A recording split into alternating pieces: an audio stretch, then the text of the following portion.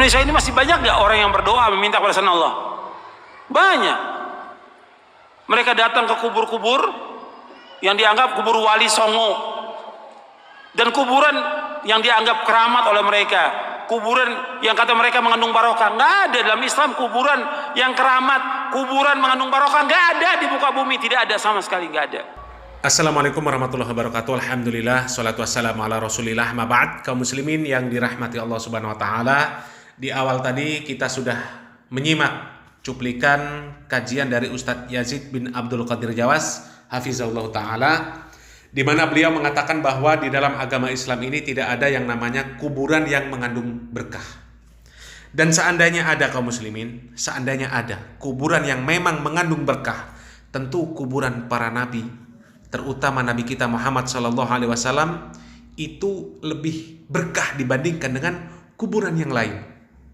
Dan kalaulah memang kuburan beliau Nabi Muhammad SAW itu mengandung keberkahan, maka sudah dipastikan setelah meninggalnya Nabi Muhammad SAW, para sahabat dan kaum muslimin akan mengalap barokah di kuburan Nabi tersebut. Bahkan mereka akan mengumumkan kepada kaum muslimin agar kaum muslimin ini bertabaruk mencari keberkahan di makam Nabi Muhammad SAW. Tapi tidak kita temukan riwayat yang seperti itu.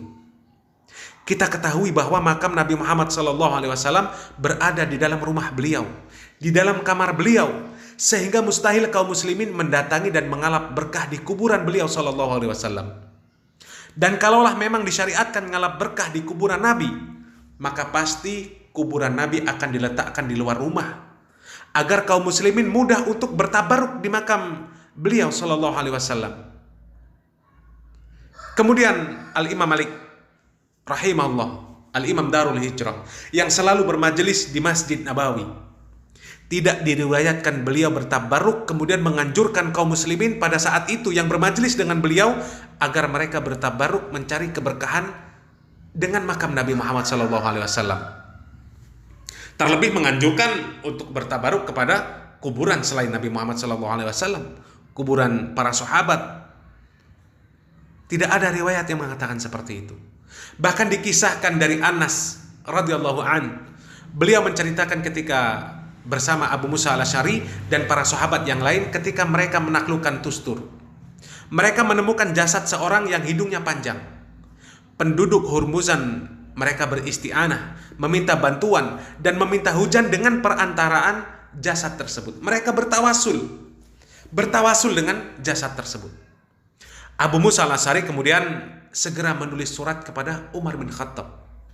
Kemudian Umar membalas surat tersebut dengan mengatakan sesungguhnya ini adalah jasad seorang nabi di antara para nabi. Api tidak membakar jasad para nabi dan bumi tidak akan merusaknya. Maka hendaklah engkau dan salah seorang sahabatmu menguburkan di tempat yang tidak ada seorang pun yang mengetahuinya kecuali kalian berdua. Kemudian aku dan Abu Musa pergi untuk menguburkannya. Dan cara mereka untuk menguburkan jenazah Nabi tersebut yaitu dengan cara mereka menggali lubang kubur sebanyak 13 lubang pada siang hari, lalu mereka menguburkannya pada saat malam hari, sehingga tidak ada yang mengetahui di mana kubur beliau, kubur Nabi tersebut. Dan Nabi tersebut diketahui adalah Nabi Daniel.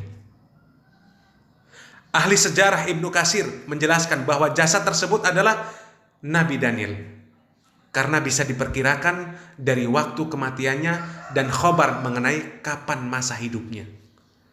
Kemudian Syekhul Islam Ibnu Taimiyah menjelaskan bahwa Umar bin Khattab menuliskan surat kepada Abu Musa dan Umar mengatakan, "Idza kana bin nahari fahfir salasata asyara qabron."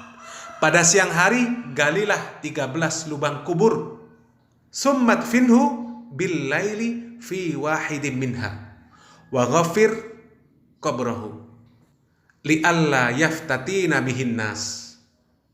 Kemudian kuburkanlah pada malam hari pada salah satu lubang tersebut.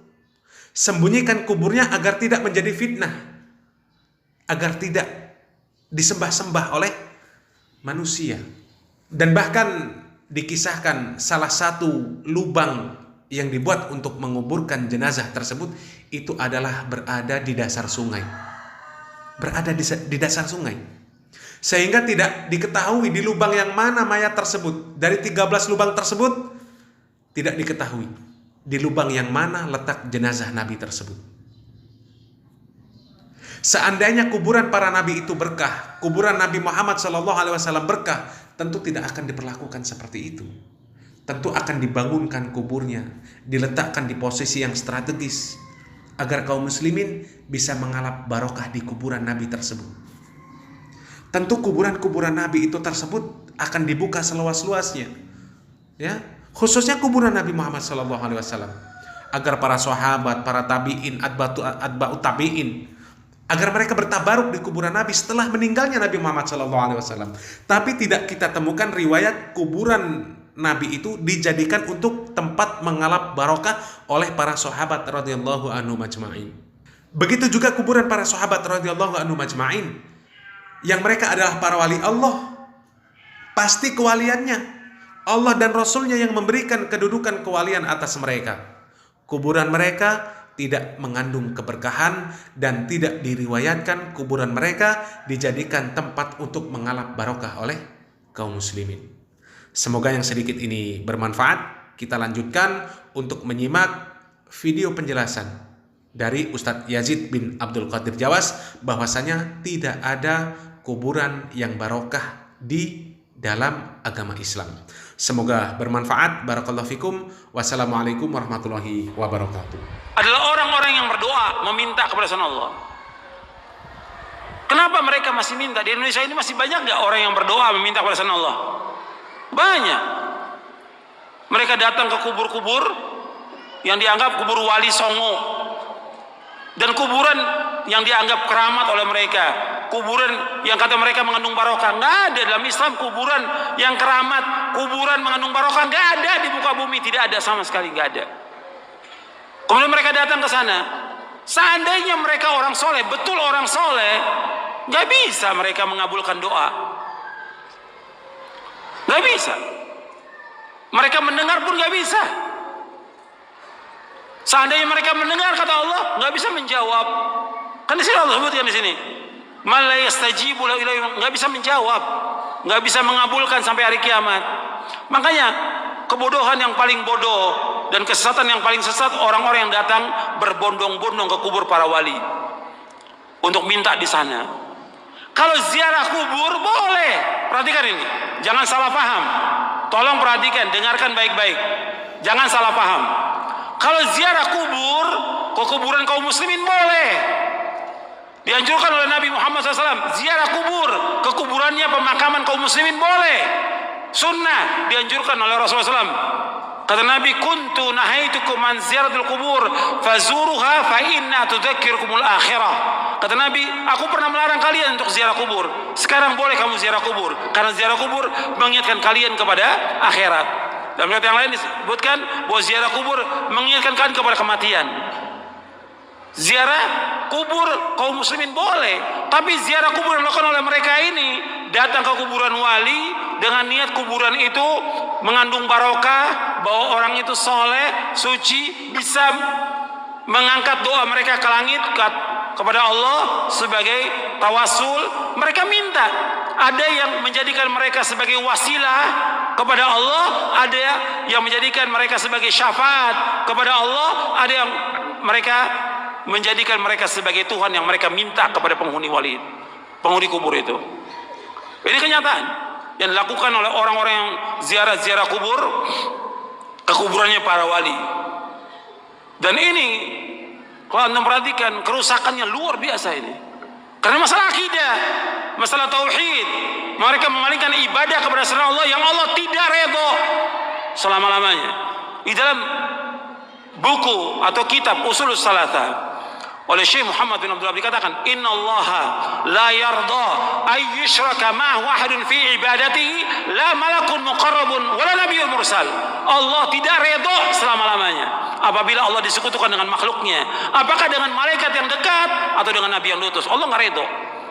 Maksudnya kalau ada orang yang berdoa meminta kepada malaikat Jibril, minta kesembuhan, minta rezeki, minta dimudahkan urusan, Allah nggak redho.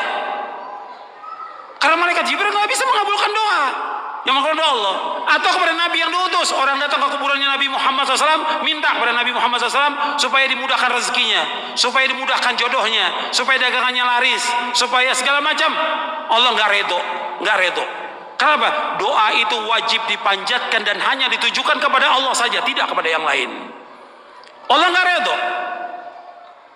Hatta kepada orang yang paling soleh, Nabi Muhammad SAW, orang datang kepada kuburan beliau minta, Allah nggak redho. Makanya nggak ada seorang sahabat pun yang datang ke kuburan Nabi untuk minta sesuatu. Tidak ada.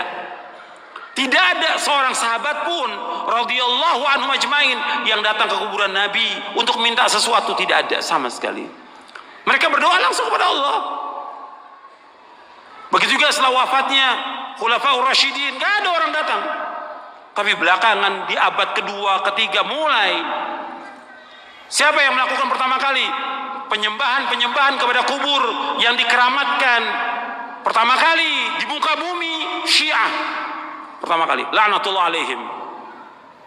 Pertama kali Syiah yang menyesatkan kaum muslimin.